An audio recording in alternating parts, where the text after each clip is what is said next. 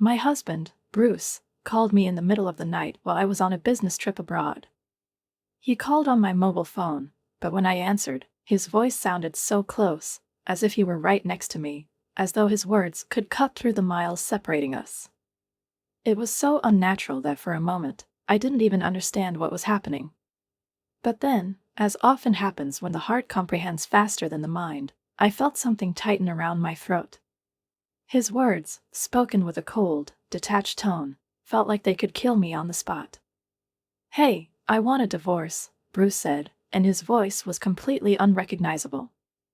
It was so dry and indifferent that I could hardly believe I was hearing him. This wasn't the Bruce who used to laugh and joke, holding me after long workdays. This wasn't the Bruce with whom I had shared everything, with whom I built a future in a home that now, I imagined, stood empty, like his words.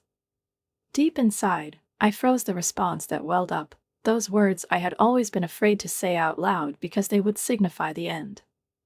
This day, which I had foreseen in my darkest thoughts but never in such a form, suddenly felt so real. I had never imagined he would bring it up while I was so far away. My heart clenched painfully, and a cold, unpleasant shiver ran down my spine. I could almost see Bruce standing in some dark room, as though his world, too, had turned to shadow. "What do you mean?" I asked in a trembling voice, trying to hold myself together. I didn't know how to react to words that sounded like a death sentence. "Can you explain this properly?" He laughed, but the laugh was bitter, like the taste of destruction. It was a laugh I had never heard before, one that made me feel like a stranger in his life. I realized then that this was no joke, no argument where I could expect an apology the next morning. He meant it. "You probably didn't notice," he continued, "but I have someone else. She's younger and prettier than you. We even have a child together. So I want you to divorce me so I can be with them." Each of his words cut like a knife to my back. "She's younger and prettier than you." For some reason, those words hurt the most. They sliced right through me. I tried to remember when our life had started to shift, when everything began to change. I remembered how we had made plans, laughed together, discussed potential trips that never happened. I thought I had already lived through all this in my mind, but now, hearing it spoken out loud, it felt as though I had plunged into an abyss with no way out. I couldn't respond immediately, because everything about this felt unreal, impossible. "We've been together for 10 years, I tried to say, but the words stuck in my throat.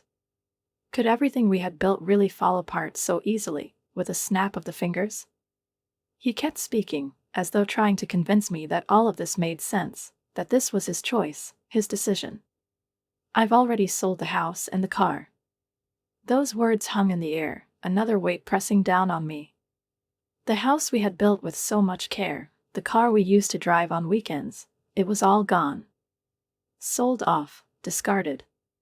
How quickly you can lose everything you've built over years, especially when it happens before you even realize what's going on. I took a deep breath, gathering my strength, and resolved to do something that would keep me from falling apart right there and then. "You won't break me with this," I told myself.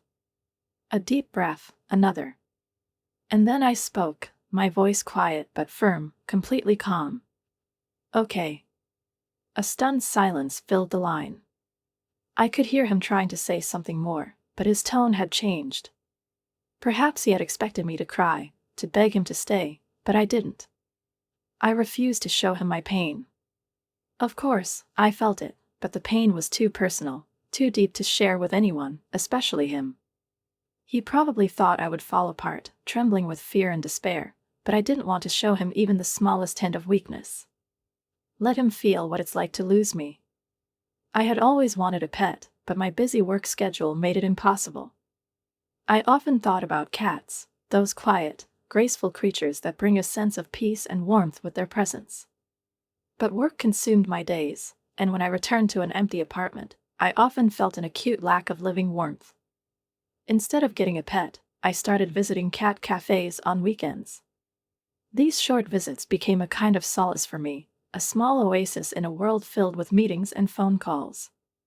I could relax, hold a fluffy kitten in my arms, watch them play with each other, and feel the tension in my body slowly fade away. In those places, surrounded by soft purring and warm bodies, I found a strange sense of comfort that allowed me to return to my responsibilities, ready to put on my professional mask once more.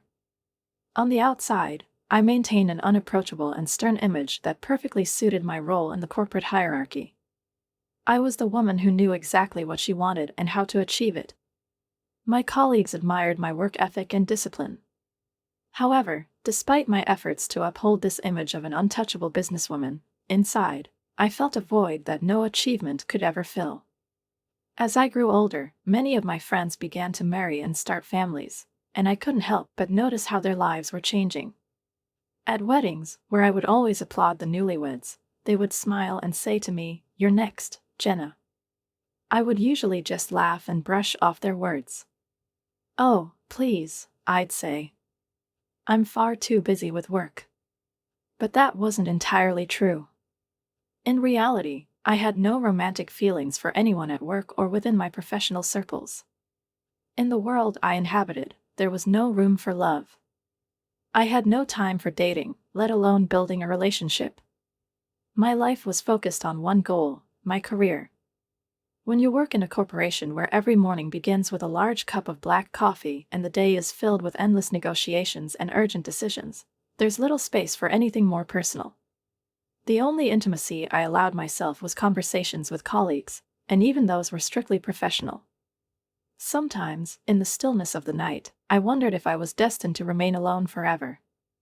It felt as though my life path had been preordained, an isolated woman consumed by her work and perpetual tasks, sacrificing herself on the altar of ambition and achievements. On the other hand, I didn't want to admit this because I had grown accustomed to the idea that such a life could be fulfilling. Perhaps I was trying to convince myself that this path was what I truly needed, and that solitude wasn't as bad as it seemed to others. I focused on my career accomplishments, striving for greater success, and sometimes I even felt satisfied with this lifestyle. But one day, at yet another friend's wedding, everything changed. It was a day like any other. I sat among the guests, applauding the couple and smiling at their joyful faces.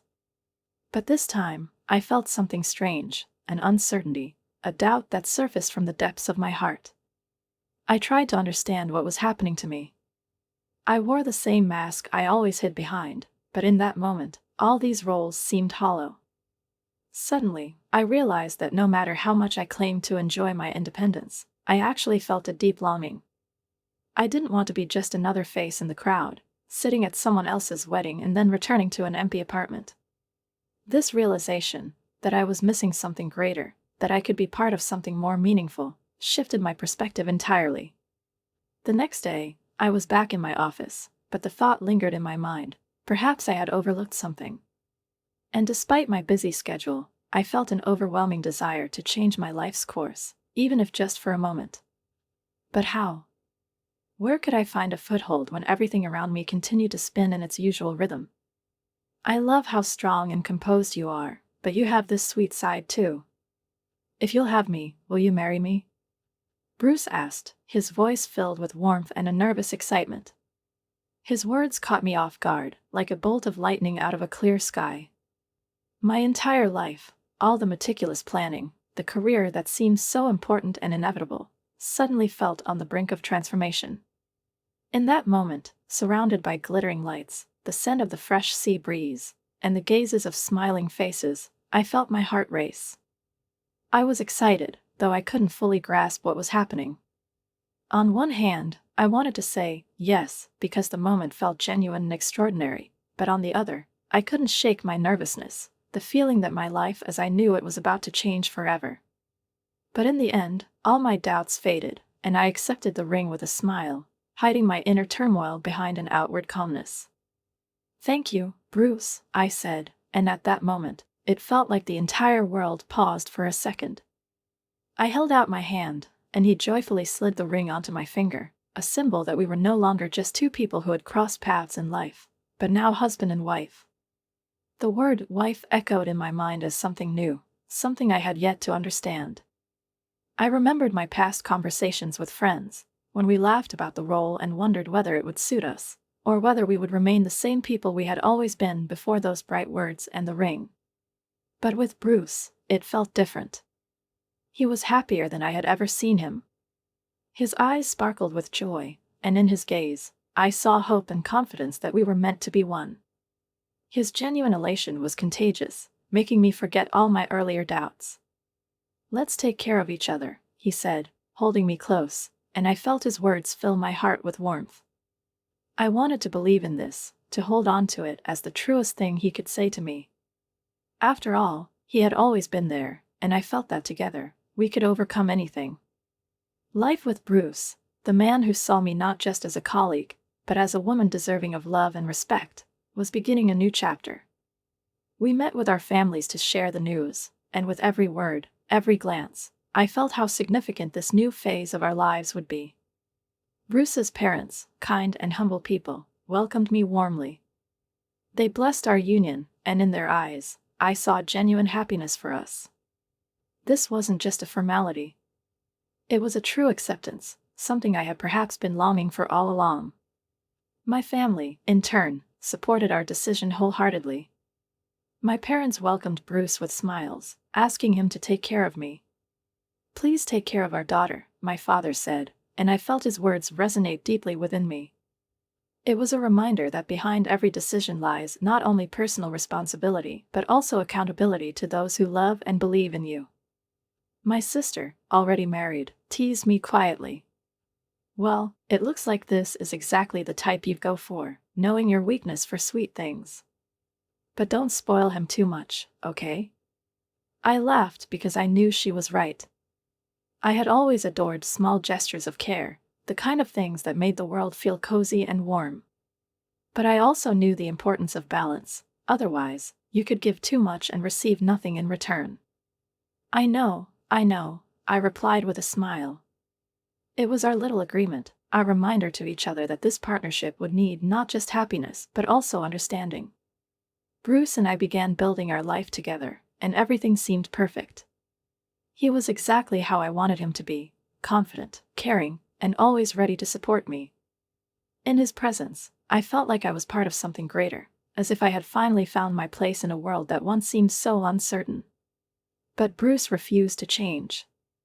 Though the first few months of our life together felt like a fairy tale, cracks began to show beneath the surface of his kind words and promises. It became clear about a year after we were married. One evening, I came home late after a long day at work to find Bruce sitting in the living room, his face pale and drained. His usually composed features were tense and muted, as if he had experienced something profound and irreversible. I approached him, and he sat still, staring at a fixed point. "Bruce, what's wrong?" You don't look well," I said, unable to hide the worry in my voice. His reaction was strange, as if he didn't know how to explain what was happening to me. He sighed, lifted his gaze, and with a heavy expression, confessed. "My company went bankrupt because of the recession," he said, and his words felt like a punch to the stomach. My hand instinctively clenched into a fist, and my heart pounded. I couldn't believe what I was hearing. I already knew times were tough, but this news shook me to my core. "Next month, I'll be out of a job." I stood there, trying to process his words. Shock and confusion overwhelmed me, but I tried to remain calm. Bruce had been working late often, always talking about how difficult things were and how much effort he was putting in. I had assumed it was just a sign of his professionalism, of his drive to provide for us. I had no idea that his company was in such dire straits, teetering on the brink of collapse. "What are you going to do? Have you started looking for another job?" I asked, feeling a cold chill run down my spine. He just shrugged and said he didn't know yet, that he would think about it later. It sounded like an excuse, but I decided not to push him. He was clearly exhausted and stressed. I thought he just needed time to process everything. We all faced difficult moments, and I couldn't expect him to bounce back immediately. I gave him space, believing that, in time, he would tackle the problem. But with each passing day, things only got worse. Strangely enough, after his company shut down, Bruce seemed to lose all motivation. He stopped searching for a job, and his behavior grew increasingly peculiar. He spent entire days at home, often without any apparent intention to do anything. I would come home late after long hours at work, only to find him in the same position, sitting in front of the television or engrossed in video games. He sat in his chair, seemingly oblivious to everything around him. Games, television, mindless distractions. That's how the weeks passed, with no sign of him wanting to change. Sometimes, I would walk into the room and watch him with growing despair, absorbed in his game, not even noticing my presence. I tried talking to him, asking why he wasn't doing anything to get his career back on track, but his answers were evasive. "I just need some time," he'd say. "I'm tired." I began to realize that this wasn't just stress or a need for rest. It was something deeper, something he either couldn't or wouldn't confront. The confidence he once exuded was gone.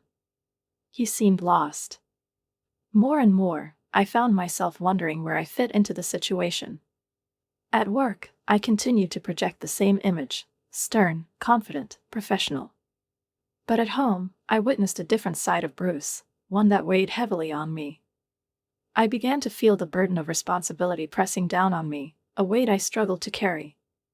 Once, we had built plans together, dreamed of the future. Now, it all seemed shattered, as if our dreams had dissolved into thin air. I couldn't understand what had happened to my husband, or, more importantly, what was happening to me. Bruce looked at me as though I'd said something absurd. His eyes were cold, almost judgmental, and his face betrayed complete incomprehension. I tried to make sense of his reaction, but the words he spoke echoed in my mind, senseless and detached. "Why should I be earning enough to cover our expenses?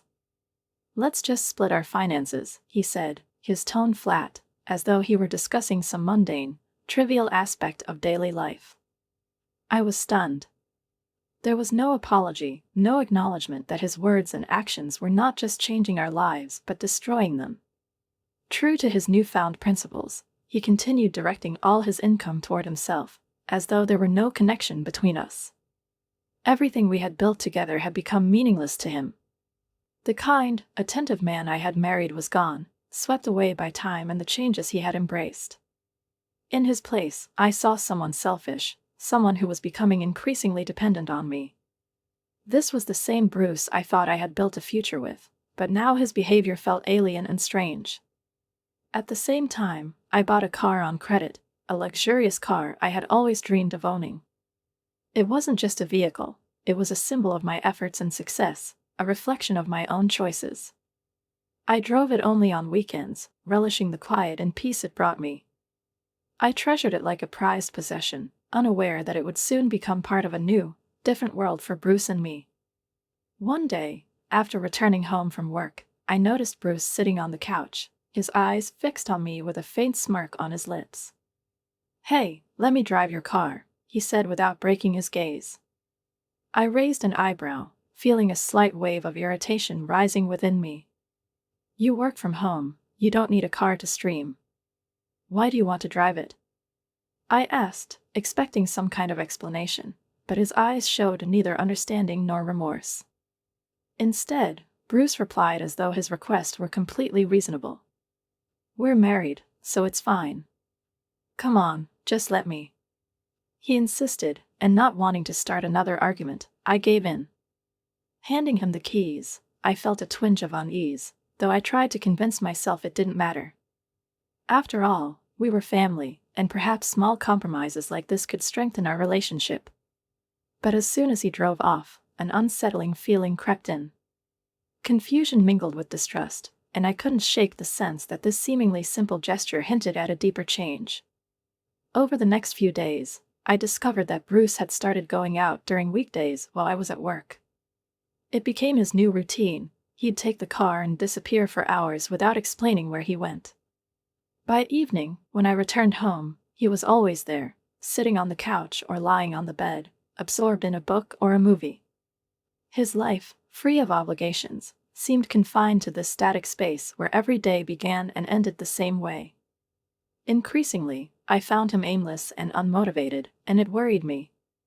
"Do you want a divorce?"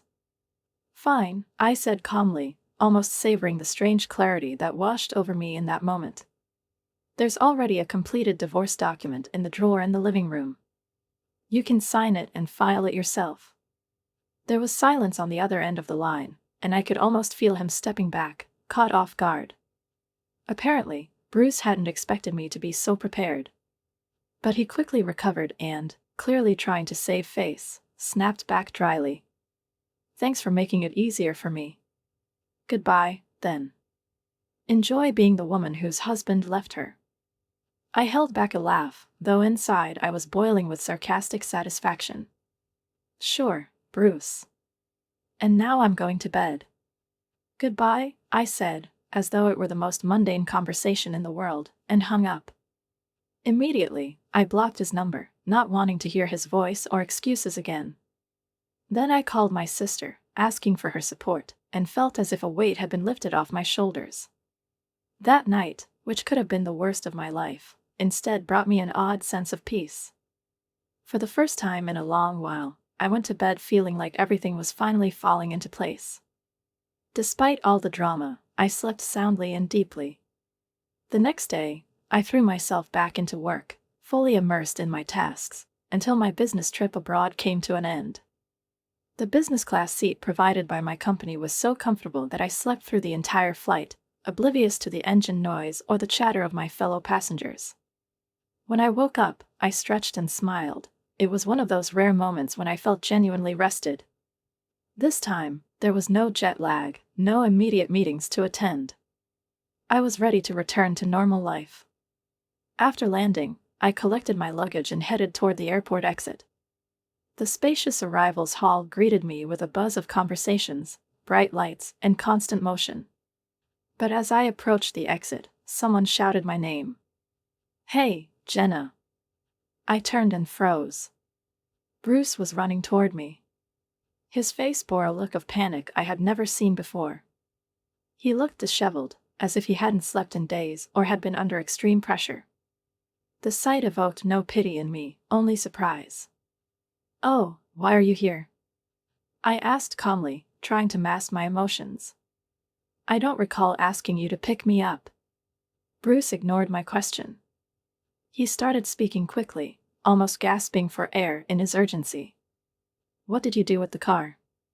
With the house? Because of you. I took a step back, startled by his behavior, and interrupted him. I don't understand what you're talking about, Bruce, I said coldly. I need to go. I'm tired. I yawned, emphasizing how indifferent I was to his accusations, and walked toward the exit. But he blocked my path, stretching out his arm. Wait a minute. Listen to me, he nearly shouted. I crossed my arms over my chest and looked at him indifferently. Fine, speak, I said, giving him a chance to explain. I filed the divorce papers, just like you said, he began, his voice trembling with frustration and panic. But when I went home to meet the real estate agent about selling the house, the door was locked. I couldn't get in. And when I tried to use the car, there was a wheel lock on it. I tried calling you, but you blocked my number. I listened to his tirade with icy calm, and when he finished, I let out a quiet sigh. Yes, I blocked your calls. So what? I replied evenly, looking him straight in the eye. His face flushed with anger. You locked the house and put a boot on the car tires? How did you even manage that while you were abroad? He blurted out, disbelief etched across his face. I shrugged, keeping my tone composed. I asked my sister to handle it. He froze, his eyes widening in shock. Your sister? Yes, I confirmed. You said you'd already sold the house and car, remember? But when my sister checked, they were both still there. So, I guess you were bluffing, I added, raising an eyebrow. You were just getting appraisals from agents, weren't you? His face turned crimson, and he stammered, trying to form a response. Well, yeah, that's true, but I was going to sell them. I let out a light sigh as he continued fumbling to justify himself. No, Bruce, you couldn't sell the house or the car even if you wanted to. Both are registered in my name, and all the important documents needed for their sale are stored at my parents' house, I said coolly, watching as his feeble attempts to salvage the situation dissipated into thin air. Bruce opened his mouth but seemed unable to say anything. His face twisted, and it was as though he couldn't believe that his carefully laid manipulations had failed. He stood frozen, his expression blank, his eyes empty.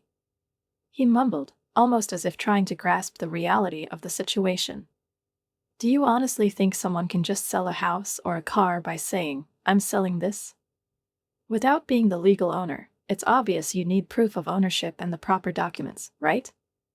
I shook my head, trying to maintain my composure, though inside, everything was boiling. With every word he spoke, I felt the weight of understanding that this wasn't just a divorce but a storm I would have to navigate alone, without his support. "Of course," I replied with an air of indifference, "but why did you always dump all the complicated paperwork on me during our marriage?" I added with an edge of icy sarcasm. "It seems you never quite grasped even the basics." Ignoring his reaction, I watched his face contort with frustration. He opened and closed his mouth like a fish gasping for air. I might have pitied him if I weren't so disillusioned by his selfishness and unwillingness to take responsibility. "If you knew they couldn't be sold," he said, his tone tinged with indignation, "why did you lock the house and the car?" "Because of you, I couldn't enter the house or use the car. It was awful." I sighed again, feeling the tension rise within me. Why should I let someone who cheated on me, who had a mistress and demanded a divorce, have unfettered access to my belongings, my home? After all, the car and house were registered in my name. I looked at him again. His face was red with anger, but deep in his eyes, I saw confusion, uncertainty, perhaps. It was in that moment I realized Bruce had never grasped the true depth of what was happening. "I was just protecting myself," I said, my gaze cold even though everything inside me felt like it was falling apart. "I don't think someone who can't respect marital vows should have free access to my personal belongings." He stayed silent, and then his face went blank again, as if I had completely erased him from my life, just as he had once erased me. I no longer felt even a shadow of guilt. Too many times, I had tried to reason with him. Too many times, I had spoken about trust, about what should exist between a husband and wife. But he had chosen a different path, and now I was left with the aftermath.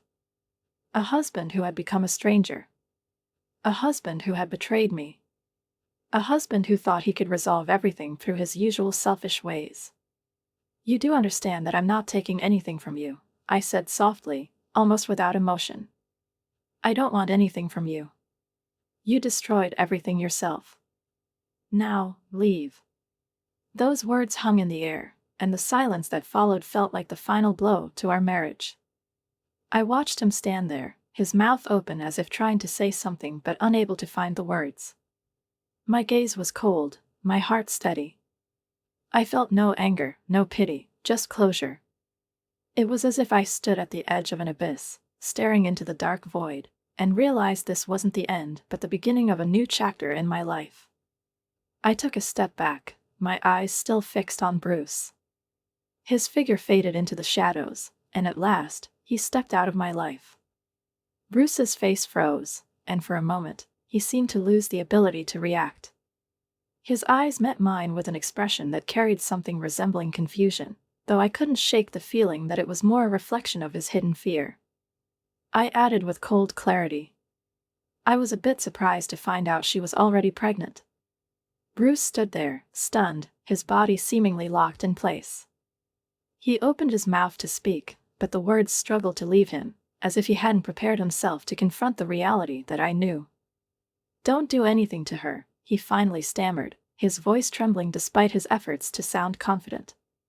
"She's been through so much after giving birth, and she's young, she has no money, and she didn't even know I was married." I raised an eyebrow, and despite the seriousness of the situation, I felt a flicker of sarcasm ignite within me. I decided not to hide it. There was nothing in his words but pity and excuses. A faint smirk spread across my lips as I replied with mock concern. "Wow, you're really defending her. You must truly love Miriam." Bruce tried again to inject confidence into his voice, but even he didn't seem to believe his own words as he replied. Of course I do. She's so sweet, and I love her. She's my soulmate. I'll protect her and our child no matter what.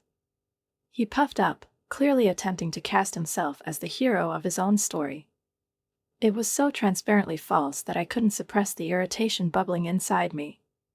The entire situation felt too sordid, too deceitful.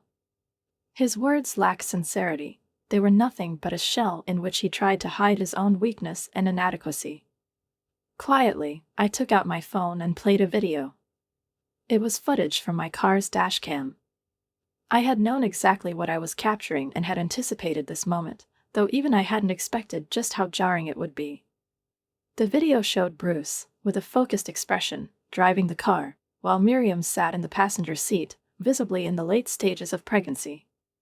Their conversation played over the audio, with Miriam's sweet voice saying, "Thank you for taking me out for a drive today.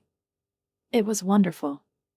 On the screen, Bruce's face looked different than it did in real life.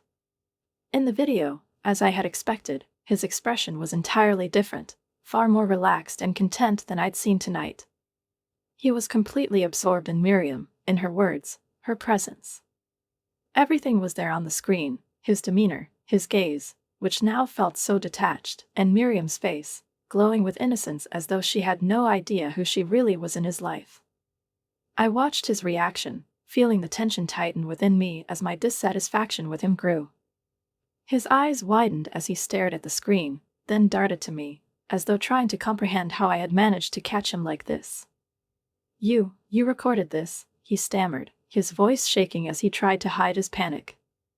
But I had long since stopped believing in his manipulations. I didn't answer. My eyes remained fixed on him with a cold calm that left him speechless. But it was enough. Suddenly, Bruce snapped out of his daze, and his face, which had just been frozen and expressionless, twisted into rage. He raised his voice, as though trying to reclaim control, but his words came out hollow and ineffective. "If you hadn't shown me all this, I could have stayed happy. How cruel can you be? Because of you, I can't trust anything anymore," he yelled, his eyes darting between anger and fear. I couldn't suppress a sigh, more from exasperation than emotion. The sense of powerlessness I felt toward him was unbearable. "That's not my problem, Bruce," I said, not bothering to hide my frustration. "Do you even hear yourself? You created this mess. Do whatever you want." I smirked, though my eyes remained empty. Bruce, failing to provoke any reaction from me, continued with a self-satisfied air. "Well, even if I divorce you and leave Miriam, I'll be fine. I've got over 3 million followers as a streamer, and I make way more money than you. It's your loss, really. You're losing a famous streamer as a husband who did so much for you." His words didn't anger me as I might have expected. No, they left me indifferent, as though I were listening to someone's meaningless ramblings. No matter how hard he tried to convince me of his importance, it no longer mattered. I smiled sweetly, though my expression was likely far colder than the smile itself. "Why don't you check your phone?" I said calmly, knowing the moment had come. Bruce froze for a second, his eyes darting quickly across my face as though he didn't immediately understand what I meant. Then, with his trademark self-assuredness, he pulled his phone from his pocket and unlocked it, still trying to appear confident. But as soon as he saw the notifications, his confidence began to crumble, and his face turned pale. He started scrolling through the screen at a frantic pace, as though trying to catch up with something he'd missed. "What are all these notifications?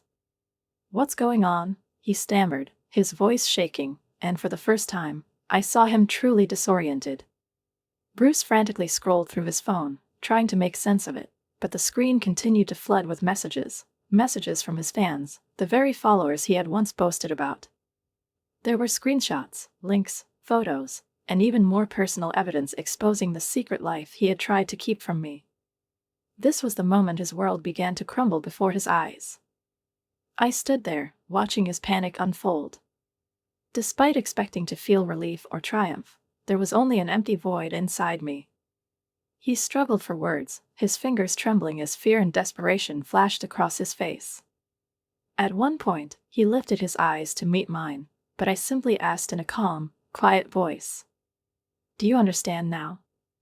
Bruce had posted carefully worded apologies on social media, seemingly full of remorse, but his attempts to regain the public's trust failed miserably. The audience's response was harsh and relentless, and his follower count continued to plummet. He tried to justify himself by releasing video after video explaining his side of the story, but each move only made things worse. Eventually, he gave up and was forced to end his streaming career entirely. One evening, after leaving the office following another intense day at work, I thought it was just an ordinary day, another routine moment of heading home without expecting any surprises. But fate had other plans. I saw Bruce. He was standing near the exit, as though waiting for me. His face was utterly unrecognizable, his eyes red and swollen from crying, his lips trembling like someone about to admit their ultimate defeat. He looked nothing like the confident man who once captivated his audience through his streams. "Jenna," he said, his voice heavy with longing as I approached. "I can't dream anymore. I can't even step outside without people staring at me and mocking me. Please help me. You're the only person I've ever truly loved. Let's get back together, Jenna. Let's be husband and wife again. Please." He stood before me, desperately trying to reclaim even a fraction of what he had lost. His words were drenched in despair, but the confidence that had once defined him was nowhere to be found. He was full of regret, but I felt no desire to believe in his repentance. The time that had passed since he tore our marriage apart had changed me. I was no longer the woman who once believed in empty promises. I looked at him coldly, my eyes clear, my emotions as still as the surface of a deep lake. My voice was firm and resolute. "If you continue to follow me, I'll call the police," I said, leaving him no room for further explanation. My words hung in the air, and Bruce seemed frozen in place. He didn't move, but his face became blank, as though everything he had just said no longer mattered. He remained silent, and it became clear to me that I no longer wanted this man in my life. I turned and walked away, feeling each step take me further from the past. That was the last time I saw Bruce. I later heard through acquaintances and whispers on the grapevine that the truth about Miriam's child had finally come to light. It turned out the child wasn't Bruce's. All his efforts to protect Miriam and craft the illusion of a perfect family collapsed when it was revealed that he wasn't the father. The news sparked even greater outrage among his former fans and within his social circle. Miriam, furious, ended their relationship, which had already been crumbling under the weight of their lies. I didn't let either of them get away with what they had done to me. My sense of justice and self-respect didn't allow for any regret over what had happened. Bruce had become a stranger to me. All I felt was relief that I was free of his presence in my life. Time moved on, and I focused on my career and personal goals. I no longer looked back, though occasionally, in the deepest and quietest corners of my mind, thoughts of how things might have been different surfaced. But in the end, I knew nothing was worth losing myself for someone who was willing to destroy everything we had.